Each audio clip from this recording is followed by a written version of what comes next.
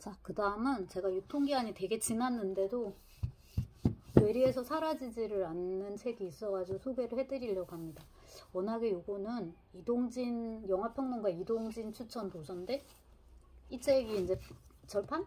돼가지고 그 중고 개인 판매자한테 이게 구입을 한 책이에요. 되게 재밌게 읽었는데, 저자가 네덜란드 사람이어서 책에 이제 관련된 디테일이 그것과 연결된 게 많고, 이제 그 부분에 제가 조금 잘 모르니까, 네, 그거를 조금 놓친 건 있지만, 그래도 끝까지 되게 재밌게 잘 읽었고, 사실 시간이나 죽음이나 같은 주제라고 할 수 있을 것 같아요.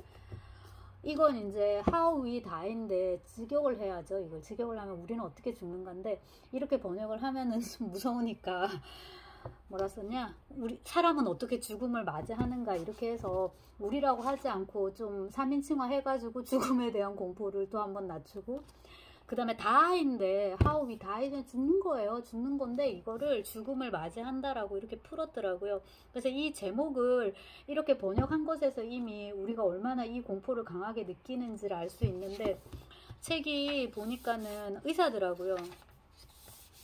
그리고 이제 본인이 어릴 때 엄마가 암으로 갔다. 그게 굉장히 이제 큰 충격이었고, 죽음의 문제에 그래서 누구보다도 더 예민했고요. 그 다음에 이제 의사라는 직업 자체가 고치는 직업이지만 동시에 죽음에 굉장히 가까이 있는, 못 고쳐서 죽음에 이르는, 혹은 오늘은 고쳤지만 내일 모레는 못 고쳐서 죽는 거죠. 왜냐하면은 모든 생명체는 다 죽게 돼 있으니까. 생명 활동의 끝은 어차피 죽음이니까. 그래서 사람의 병, 사람을 고치는 의사야말로 한편으로는 죽음에 제일 가까이 가 있는 직업이라고 할 수 있는데, 이렇게 쭉 챕터를 보면 알 수 있어요. 사람이 뭘로 많이 죽는지. 심장질환이 제일 먼저 나와요. 그 심장마비 이런 거에 대해서 얘기를 하고, 제가 책을 다시 훑어보지 않아가지고 여러분한테 체계적으로 얘기는 못 해드리는데요. 너무 감동이 있었어요. 너무 감동적이었어요. 이런 심장마비, 그 다음 이런 이제 급성질환, 심혈관, 뇌혈관 이런 급성질환, 그 다음에 또 노화 하고 관련이 있는 거. 그러니까 우리가 그냥 이렇게 살아가면서 꾸준히 이렇게 살다가 이제 죽는 거. 이 이야기는 할머니 얘기를 해요. 할머니. 유대인이고 이제 우크라이나 이민자 후손인가 이런데 할머니가 되게 오래 사셨더라고요. 그래서 자기는 한 생명이 생명활동을 이렇게 유지하면서 서서히 약해지고 늙어가고 결과적으로 뭡니까? 죽음에 이르는 과정을 옆에서 지켜봤다. 그게 할머니예요. 그래서 마지막에 뇌출혈로 가세요. 그래서 이제 그런 것들, 심혈관, 뇌혈관, 그 다음에 이제 노화의 연장선 속에서 이제 그런 질환들, 그 다음에 알츠하이머, 치매에 대한 얘기가 나오고요. 그리고 6장이 살인과 평화인데, 이거는 그러니까는 일종의 뭐예요? 그 외인사죠.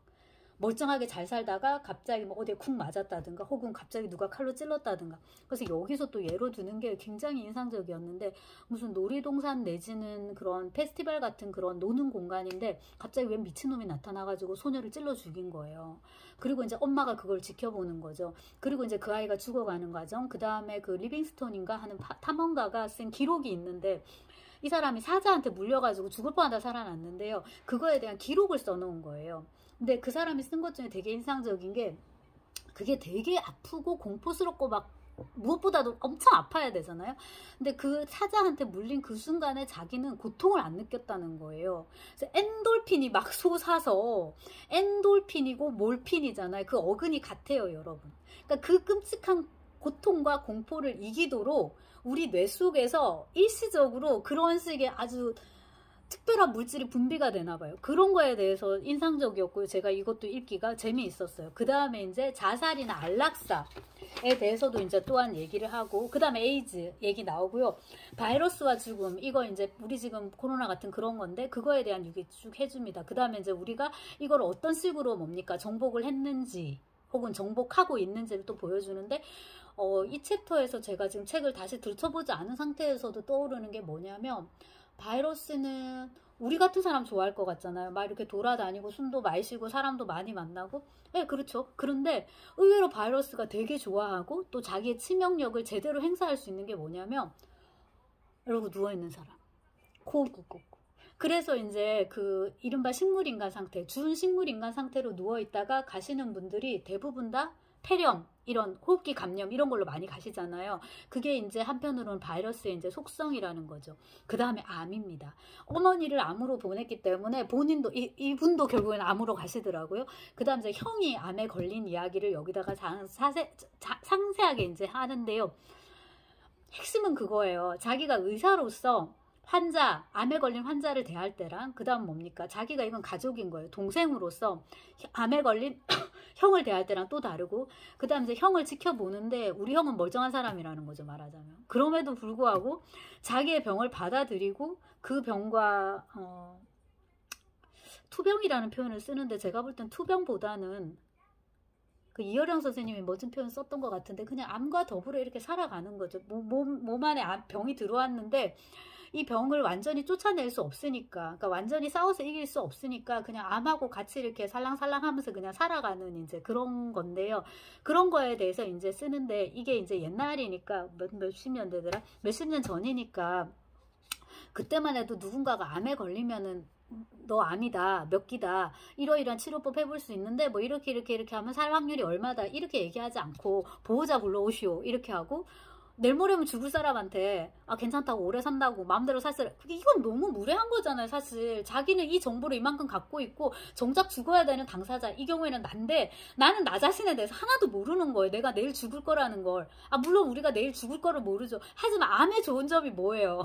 그걸 어느 정도 예측할 수 있다는 거고, 그 다음에 이제 암이 다른 무서운 중증 질환에 비해서 고마운 게 내가 내 수족을 못 쓰고 인지 기능 같은 게 아주 극도로 쇠퇴해지면 뭐 화장실도 제대로 못 가고 이렇게 되면 조만간 죽는다는 거거든요. 그게 암의 어떻게 보면 강점인데 그걸 모르게 했던 거예요, 옛날에는.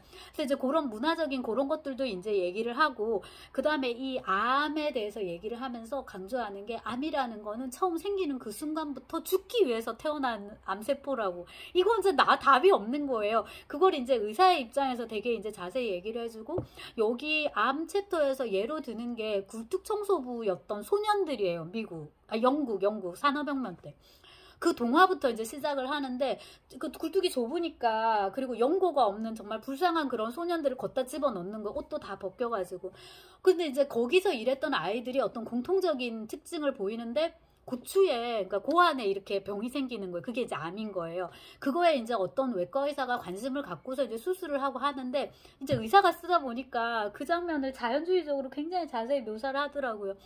마취제도 없고 이러니까 옆에서 힘센 남자 간호사가 잡아요.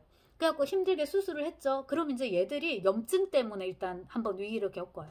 그거를 이겨냈어요. 그러면은 이제 그 다음 무서운 게 뭐예요? 전인 거예요.